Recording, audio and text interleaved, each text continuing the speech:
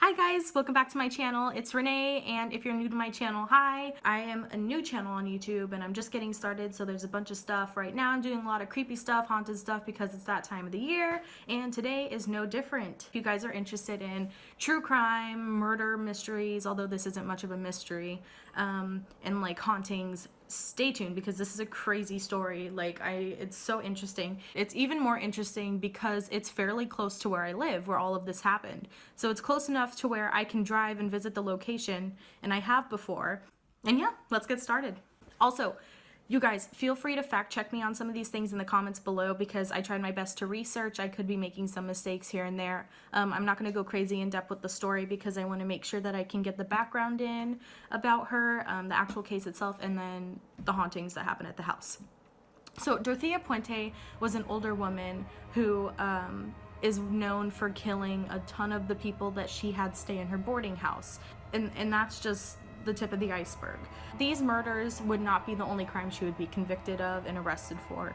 In the 1970s and 80s, Dorothea Puente was committing fraud against people that she would meet at bars, take back and grab their information, forge their signatures, and cash their checks later on. So she was committing fraud big time. So she was arrested in 1982 and was sentenced to 5 years in prison, but got out in 1985, like way earlier than she should have been. And once she got out of prison, she was not done committing crimes and it would only get worse.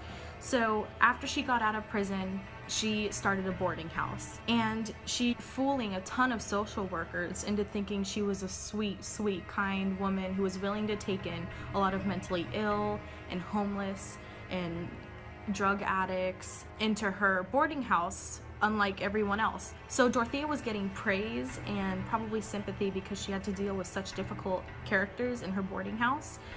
So people thought she was a very patient, sweet woman. However, she ended up killing these people. So between the years of 1985 and 1988, roughly, what Dorothea Puente did was she would take the boarders, she would drug them with sleeping pills, and while they were unconscious, she would strangle them and drag them into a room before she could bury them. And she actually had an accomplice, whether he was aware of it or not, was a man who went by Chief, and he was a homeless man who would call Dorothea Mama. So he was probably mentally ill too. He probably wasn't all there, so he probably didn't know what he was taking part in. What Chief did for Dorothea, whether he was aware of what he was doing or not, he was digging up the basement and digging up her garage, and then he was filling it with concrete slabs, new concrete slabs, unaware that he was actually burying her victims under concrete so they would not be found. And then after Chief did his work, he just disappeared and no one ever heard from him again. So in 1988 roughly is when neighbors started to complain about a foul odor coming from Dorothea Puente's house, and they described it as sweet and rotten at the same time. And they were to the point where they were closing their windows completely shut all the time because they didn't want to smell this. And after enough complaints, police started investigating the yard. They found the bodies of 7 people buried under concrete or buried in the yard itself that had either been suffocated or drugged, and that was their cause of death. Once there was a warrant for her arrest, people realized that Dorothea was nowhere to be found, and she had fled to Los Angeles and was found at a local restaurant, and then was apprehended and taken back to Sacramento, where she was tried for the murders. There were 138 witnesses who testified against her, and she ended up being convicted of 3 murders and was sentenced to 3 life sentences. So at 82 years old, while Dorothea Puente was serving her multiple life sentences in prison, she died due to natural causes. That is not really the end of it, because although 7 bodies were found, 2 other bodies were found that were probably because Dorothea Puente killed them. One body was found in the Sacramento River in a box, and the other was a boarder who people thought had killed himself up until they found the 7 other bodies, and then they began to put the puzzle pieces together and realized that it was Dorothea Puente who probably poisoned him. Later on, after her year-long trial, dozens of people came forward claiming that their loved ones had disappeared in Dorothea Puente's care and in that boarding house. So Dorothea Puente could be guilty of at least 9 to 25 murders. It's insane. It's crazy. So if you guys watch Ghost Adventures, you may have seen the episode where they went to the Dorothea Puente house. And they caught a lot of cool stuff. So one part that really, or actually there are a couple parts that stood out to me, is one of them, I forget who was using it, was using the ovulus, which is that device where, which is that device that you hold, you ask questions and it'll come up with a word on the screen from a dictionary. I'm not going to go into the science of it, but basically they were asking questions in the yard, and one of the investigators was asking, I think it was Jay, I don't know.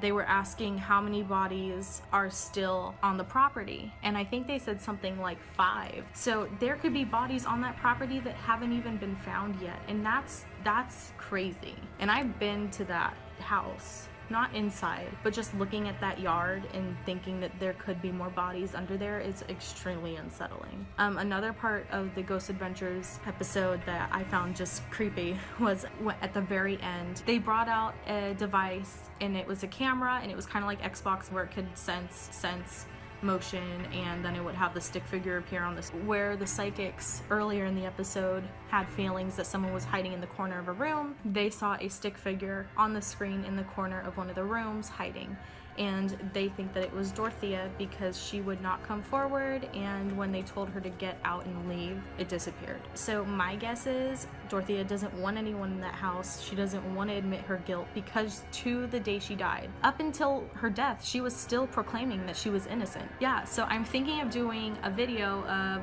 like a vlog style of me going to the Dorothea Puente house, and I can't go inside, I can't go on the property, but I can stand in front of it where all the bodies were carted out, do a little vlog for you guys and show you the house. And it's really, so that was just a brief little video on Dorothea Puente.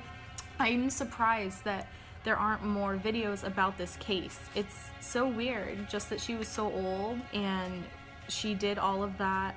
In terms of carrying the bodies downstairs and burying them herself, that she could do that. Oh, another thing I want to add is that some of her victims were still alive when she buried them. So they were just paralyzed or knocked out from the drugs she gave them. So they were buried alive. Isn't that terrifying? And then she would cash their Social Security checks. That's what I forgot to add on. So what did you guys think of this case? I think it's really interesting, and if you guys want me to do that video vlog style where I go to the actual house and film in front of it, like this video, go ahead and give it a thumbs up, click that subscribe button, and hit the bell so you can be notified of when I upload my next video. As always, my social security, as usual, my social media will be down below in the description box, as well as any music I use. I hope you guys enjoyed this video, and I will see you really soon. Bye!